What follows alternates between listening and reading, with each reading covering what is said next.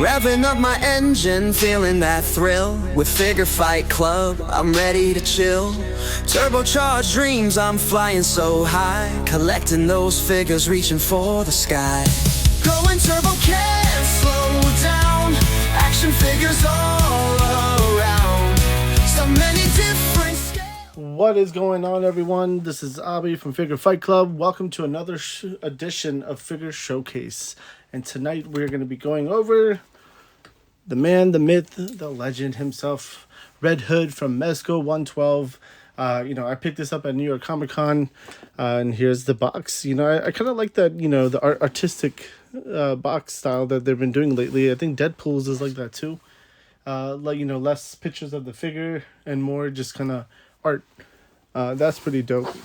So you can see the boxes, all 4 sides, or 6 sides, I should say. And then there's that little, the code and some of the language. You guys could pause that screen right there. But yeah, let's open them up and see how the figure is. I know you guys are all dying to see this part. So, okay, we removed the Red Hood out of the packaging. And, you know those Mezco packaging, right? You got the double layered packaging style. You got the base over here. Now, this is a pretty cool base. Oh, that made a lot of noise. These are fun bases. Granted, I barely use them, but they're still fun nonetheless. And you can take a look at that. It has a nice Red Hood logo on it. You get the little baggie as well. Always standard with a Mezco. And that's so you can put all your fun stuff in it. And then, the little hook, the little claw that goes into the Mezco as well. And then here is... there's that rifle he has, and it looks like he's got 2 crowbars, and then you have some ammo that goes into the rifle, and then there's like a little squiggly sword, or knife, I should say. The ones that the wounds don't close up on, right? So, and we'll take that out in a little bit. And then the next one, it's the actual figure itself. I know you guys are looking forward to seeing this, and I already kind of showed it off on one of the lives. But, let's show it off again. So here is the figure. As you can see, it is glorious. Now, I did talk about this once before, but I'm going to talk about it again during this video. But before I jump into it, I'm just kind of showing you all the little parts of the figure. And again, the detail is amazing, right? That's Mezco detail for you guys, right? It's always great detail. Oh, yeah, that looks awesome. And then he has the other, if I could get it out of the packaging, we'll go from underneath. Why the hell not? He's got the other head, the broken helmet head, which is nice. Good detail in that, too. I like how one side is completely good, and then the other one is, like, completely damaged. So that looks dope. Let's see. He comes with 2 pistols, 2 of the, I forgot the name of it off the top of my head right now, and then like a little bullet flame effect, shooting effect. And that's probably for the rifle, to be honest with you, that larger one. And then you have the 2 smaller ones that will probably be for the pistols.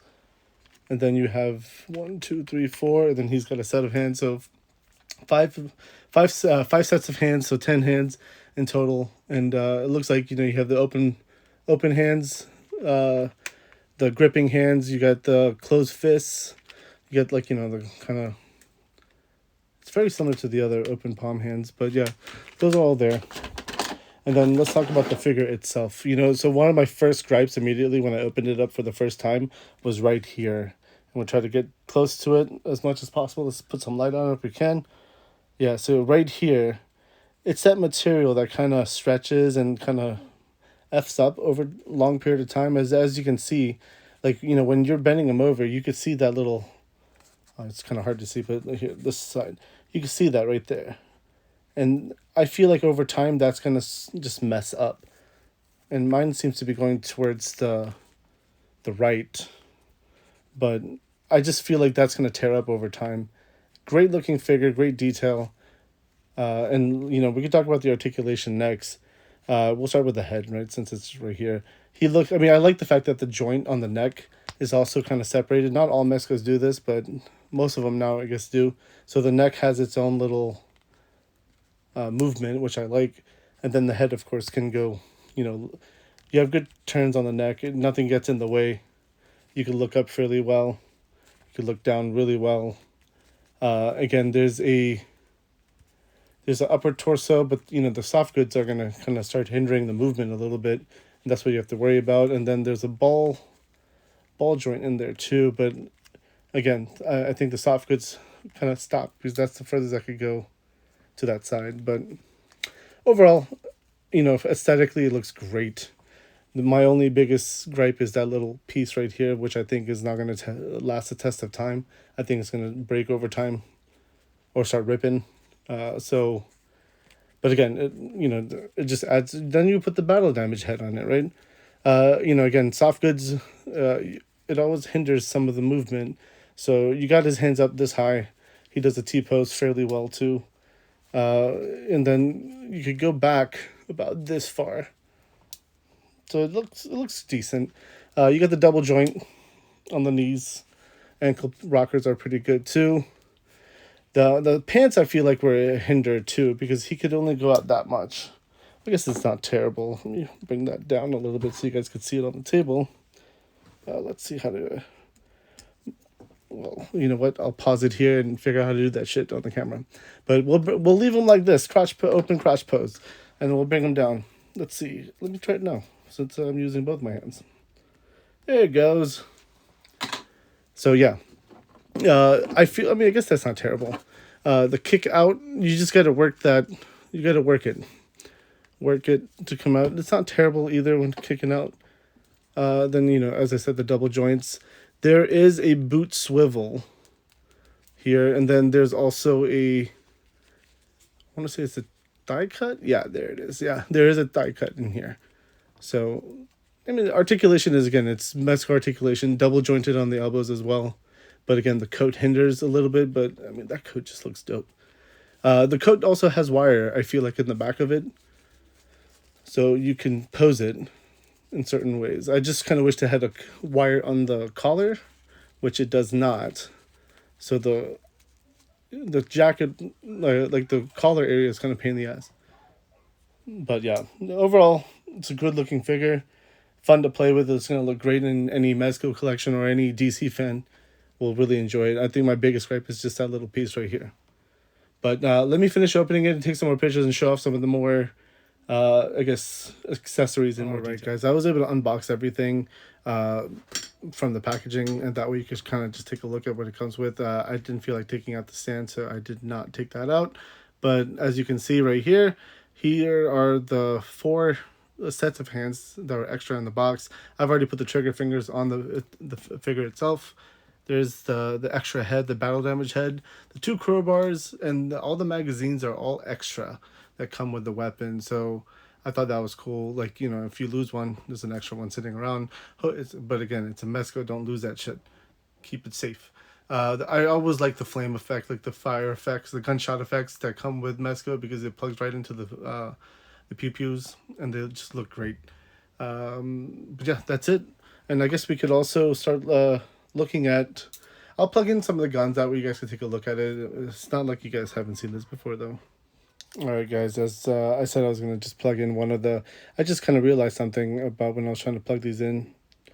So this is how it looks when you just plug it right in. It looks great, especially for the photographers. This is awesome. This is why you want to do it. And then that was the larger effect, and then here's the smaller one, which plugs right in there like that. Again, for the photographers, this is like the best thing ever, because it just looks dope on the shot. You put a little light on that, it just illuminates.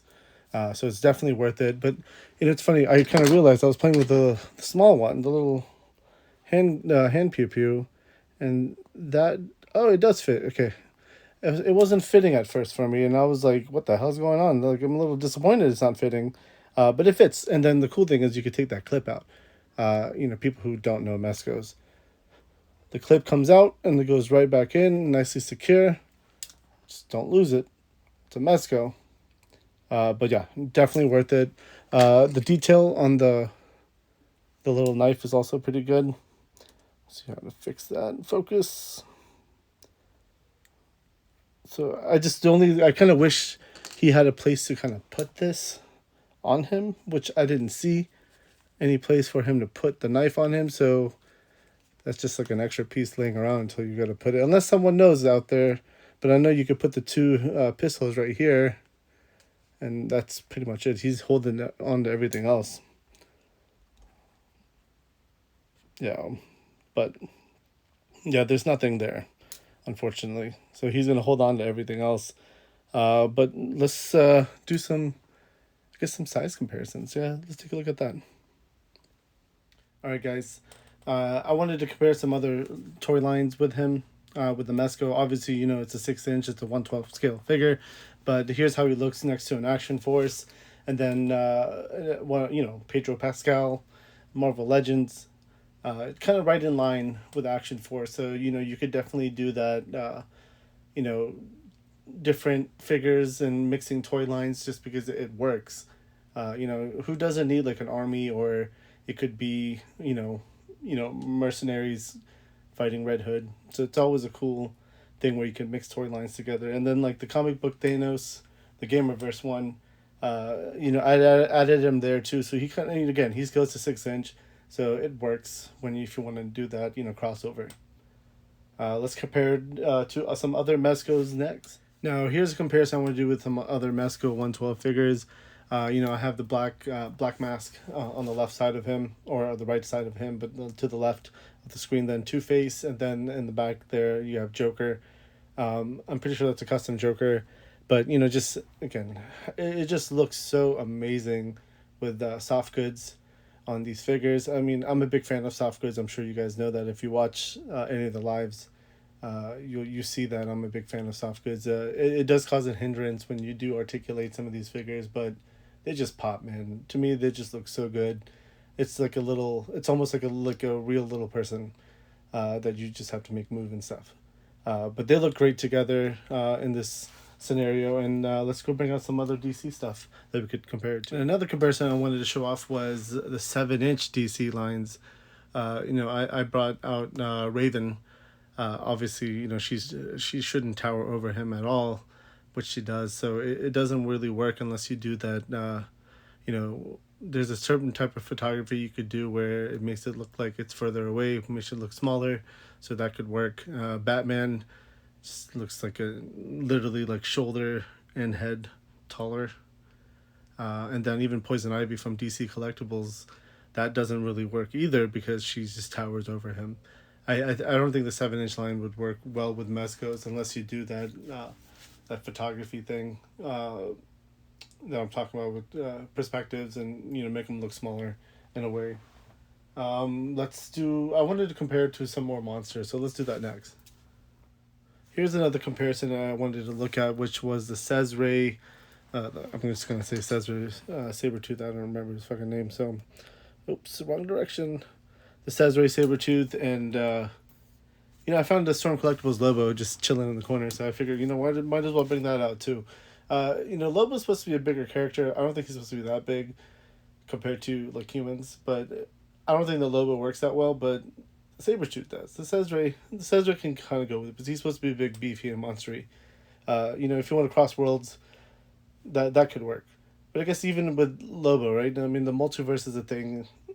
You could cross that world, and that world just has a giant ass Lobo in it. It could work.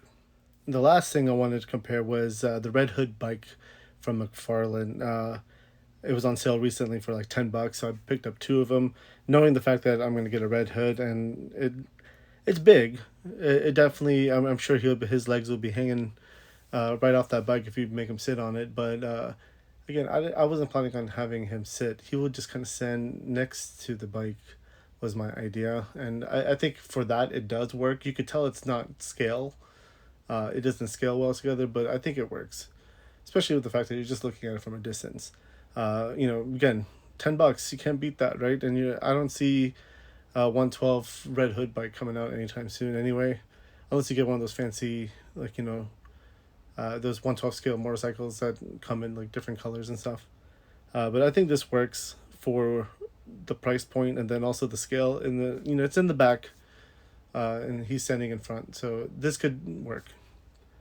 But I'll talk about the overall figure. I think overall, I like the figure a lot, actually. It's a really nice looking figure. It works well, good articulation. You just, again, it's a Mezco. You got to be careful with it. Be careful how you handle it. And then, the biggest concern I had was that little part right here. I just feel like with the test of time, it's not going to last very long. But that's why you have that other head there, right? The battle damage. You rip up his clothes a little bit. It would work still. Great figure. I got it in New York, and I have another one that should be shipping very soon because they're shipping them out right now. Overall, I hope you guys like the figure, man. I mean, it's a really good figure, and definitely lived up to Mezco's quality, in my opinion. Other than that, check out our lives. We do a Transformer show on Mondays. We have an open mic night on Tuesdays, and then Fridays is more of our interview style shows. Check them out. We're on the road to 2,000 subscribers. Once we hit 2,000, hopefully by December 5th, we're going to do a big giveaway party.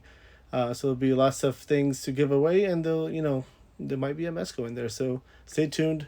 Hit that subscribe button, hit that like button, share it, and hopefully you guys enjoyed this video. Thank you very much. We always love the support. So thank you, and we'll see you in the next one. Found my place, chasing the thrill. I'm never alone in this action figure world.